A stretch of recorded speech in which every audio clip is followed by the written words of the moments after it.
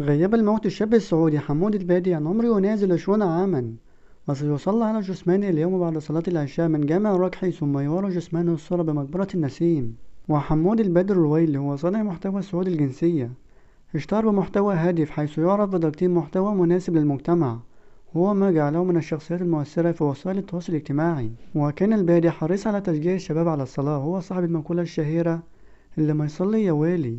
وتوفي حمود البادي بعد معاناته مع المرض، ويشار إلى أن حالته الصحية كانت في وضع حرج منذ بداية شهر مارس الجاري، حتى تم الإعلان عن وفاته اليوم. وقد أثار خبر وفاته حالة كبيرة من الحزن مواقع التواصل الاجتماعي، حيث دش مغردون واسم يحمل اسم حمود البادي في ذمة الله، وتفاعل به المئات من مستخدمي وسائل التواصل الاجتماعي رحمه الله وجعل مثواه الجنة، وإنا لله وإنا إليه راجعون.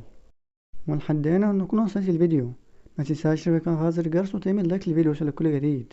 والسلام عليكم ورحمة الله وبركاته.